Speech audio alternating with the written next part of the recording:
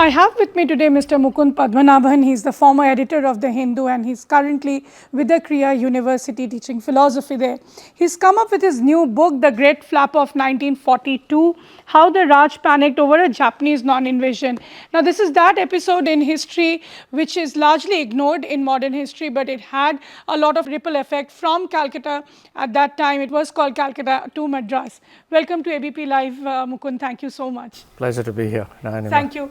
So, this is, as I said, an episode which some of us got to hear while growing up, and afterwards, at least in my family in Kolkata, it was, we just used to hear this certain little nuggets that, the Japanese are coming and let's hide, and, children at that age used to talk about it. But how are you related with this topic, and how did this idea come about? Well, I grew up with this idea simply because my mother was one of those who fled, the family fled Madras, possibly in April 1942. My father's family left too, and the interesting thing is that I haven't met anyone in Madras whose family hadn't fled during that time. So Madras almost virtually emptied out. So I grew up with the story in a way, and so somewhere at the back of my mind I knew that there was a book in this, I guess, and when I was done with journalism, I think I had enough time to sort of look at it, research it, and then write it. So, while you did the research, Mukund, did you really see or did you feel that this is one episode that was largely ignored? I mean, just 5 years before India got independence, there was this threat that maybe the Japanese will be now invading, right? Yeah, I think it got neglected somewhat. It's not that there's been no reference to this period at all. I mean, I'd be lying. There are people who've written something of this. But, there are 2 or 3 reasons I think why it got neglected. First, because the invasion never happened. So it was a non-event. Yes. 2, because I think as historians, the focus was on, the freedom struggle, and, that's consumed more paper than something like this. And third, I think, is that there was very, very little human interest reporting in the newspapers at the time. So the momentous events of the flap, cities emptying out, people gripped with panic, were not actually the subject of great and lengthy articles. They were the odd editorial in many papers, but not much beyond that. So I think there were a number of reasons, as I said, for why the story has fallen by the wayside. So, when we read about it, it seems that, the Japanese really had no intention to invade, but why do you think they did so? Why they had no intention?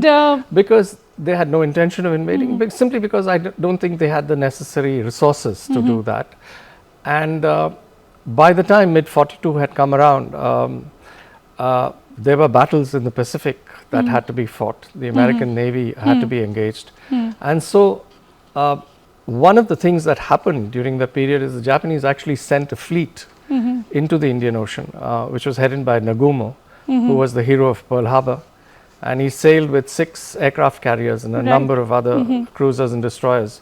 And they bombed Colombo and they bombed Trincomalee, and there was another fleet which was doing some damage in the Bay of Bengal. But all this was to create a fright and also to take out the British Eastern Fleet. There was no plan of actually invading India at all at the time. So, in hindsight, we know that they had no such plans. There's another book by Mr. David Lockwood on this issue, which talks about the fact that how, as you rightly said, that there was this mass exodus and panic that ran through the country, be it Calcutta till Madras. But then the government of that time really tried to brush it under the carpet, and maybe that is the reason why not much is known about it. Did you also get that sense? No, that's a good question. Lockwood's book is about Calcutta mainly. Yes. And yes, the government did try to underplay the panic, underplay the exodus, And one of the newspapers that took strong exception to this, ironically, was the British-owned one, the Statesman, which actually said, don't underplay this, because there are people streaming out of Calcutta, and so on. There is a difference between Calcutta and the rest of the nation in Madras, though. In Madras, there was false military information that a big Japanese fleet was about to approach the coast, make landfall, and invade. This was false. Nothing of the kind was happening. But Governor Hope, who was the governor of the Madras presidency, then issued an order saying that all those people who are inessential to vital services should leave. So that was one of the reasons why Madras was one of the cities that almost completely emptied out. And what does it tell you about the decision that the government took at that point of time? I mean, and why do you think the Japanese did such a thing? If they had no plans, was it just because of the enmity with the Britishers? What happened in Southeast Asia?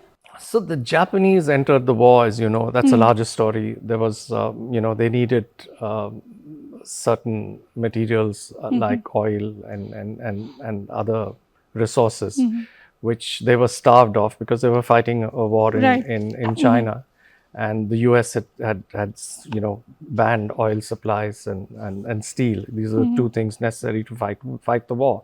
So their foray into Southeast Asia, Malaya, Singapore, elsewhere, Burma, was essentially an attempt to try and gain control of resources. It was also possibly territorial because they, I think, saw a greater East Asia as their kind of living space. They actually described it as their living space.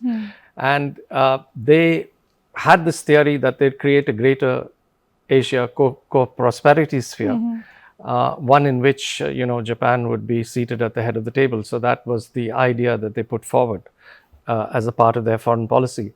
So they had an interest in India, but I think militarily, they didn't, they probably felt that, it was not necessary to go into India at the time.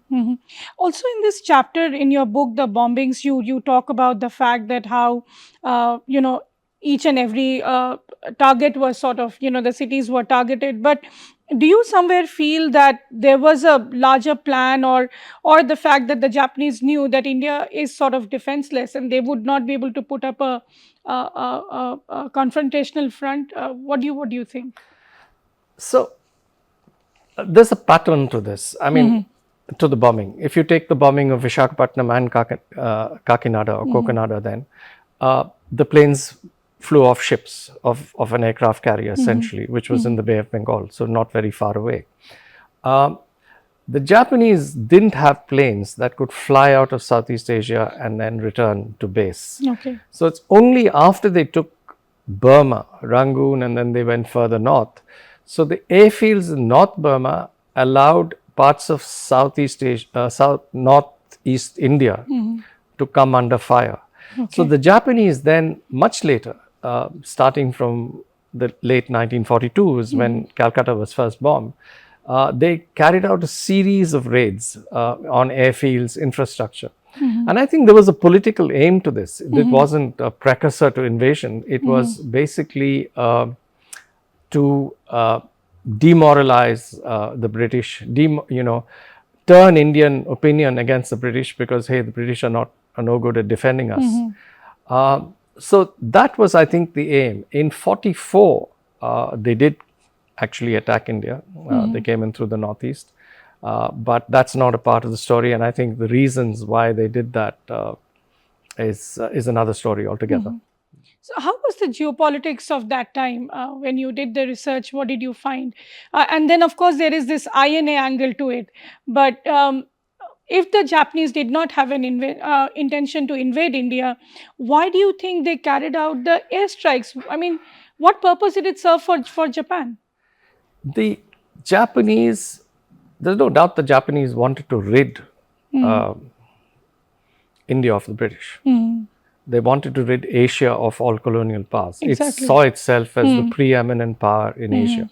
And that's reflected in their, foreign policy. It's reflected in the very idea of a great East Asia prosperity sphere.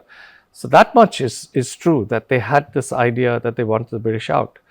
So they worked towards that, and getting the INA on board, which became possible simply because large numbers of soldiers in the British Army surrendered in Malaya and then Singapore, was a part of their plan, that we will use them to drive them out. But the Japanese portrayed themselves as somebody who was helping a fellow Asian in getting rid of a European occupier. That's how they pitched. Right. This. And how do you see the entire role of INA in all of this, and the way Subhash Chandra Bose uh, aligned with the Japanese, but he eventually he got betrayed, I would say. So the period that I really deal with is the formation of the INA, and Subhash Chandra Bose had Not very the little to same, do yes. with it. This was the group of soldiers that surrendered in Malaya and surrendered in Singapore. They were the ones that formed the core of the INA. Subhash Chandra Bose came to Singapore much later. He was in Germany when all this was happening. So this was the core, and I think the fact that the vast majority of surrendered Indian soldiers could just hop over to the Japanese and then participate in what they saw as an attempt to liberate India, I think would have signaled to the British that, look, it's difficult to hold India down as long as you can't, the army is not with you all, completely. And so to answer your question, I think the INA did have a role in maybe signaling to the British that, look, you have a problem here. You can't hold, might not be hold the army together, and the army revolts, then, India is going to be hard to keep. You must have met a lot of families, who fled at that time, fearing the airstrikes. What is it that they told you? Well, if you're going to meet someone who was an adult of that time, that person must be almost 100. So there are not many families around. I've met people who have hand-me-down stories, and there are many hand-me-down stories. But I didn't want to make this book a sort of anecdotal account of what people have told me. I wanted it to be a piece of verified history. So I do bring in my mother's story because I grew up with it. But even there, she doesn't know exactly which date she fled. She doesn't know whether she fled after the announcement was made by the Madras government. All she knows is her father wanted to stay on and left when it was impossible to stay on any further because the milkman had stopped coming home. And so he said, okay, the milk has stopped coming. I need to get my family out. So, I haven't got too much of this anecdotal accounts. There are a couple, but most of the people who actually experience the flap as adults are no more. And if I can ask you my last question to you, Mukund, do you really see this lingering in the India-Japan relationship in a way, or do you think this is one chapter that is closed? But you never know in today's era of the kind of churn we are seeing in geopolitics with two wars going on. Do you think the Japanese still have those kind of air power or the intention to frighten other countries? Well, I'm not a foreign policy person, but I would say no. I doubt very much that anything of the kind exists. I mean, that was a different period in history. It was a different Japan. And they're very different circumstances. So no, I don't see anything of the kind. But you do really believe that today's generation needs to know about this chapter, this episode in their modern history? I think so, because there are many stories in this book, which I think people are not even aware of. Like, for instance, I talked to my Oriya friends, and then I asked them, do you know that the capital of Orissa was shifted from Cuttack to Sambalpur inland because of the fear of a Japanese attack? And nobody, I've met no Oriya who said, yes, I know this. Which year that was? 1942, April 1942. At the same month, the secretariat in Cochin, the princely state, was moved to Thrissur inland. People are not aware that there was a time, and it could have been much more, that 25% of Bombay fled. There were large colonies that were virtually empty. Calcutta, of course, we have some writing on the exodus from Calcutta, but even Madras, there's an ICS officer who estimates that almost 90% of Madras fled, that it was reduced to a ghost town.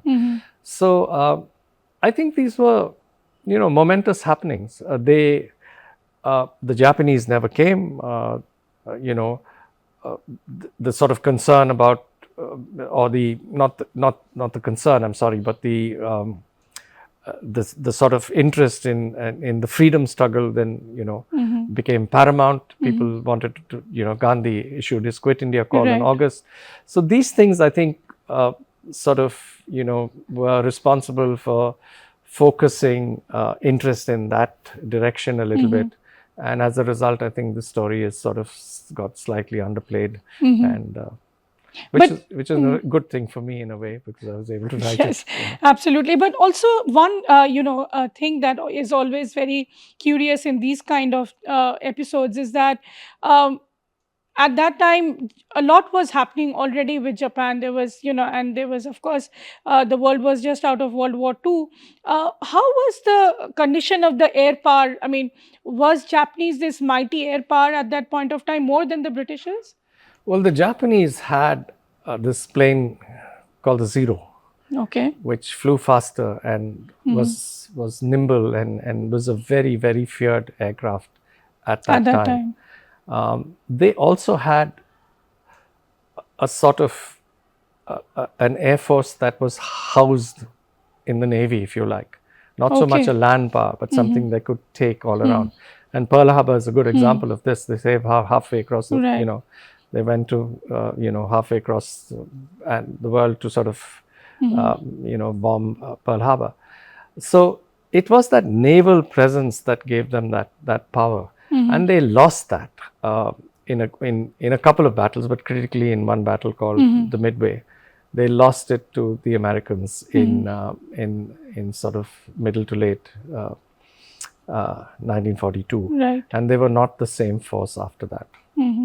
Well, that's interesting. So thank you so much for your time, Mukund. And we are discussing his new book, The Great Flap of 1942, How the Raj Panicked Over a Japanese Non-Invasion. This is an important episode in Indian modern history, so you need to grab a copy of this and read about it. With Sanchit on camera, this is Nayanima Basu for ABP Live. Thank you for watching the interaction.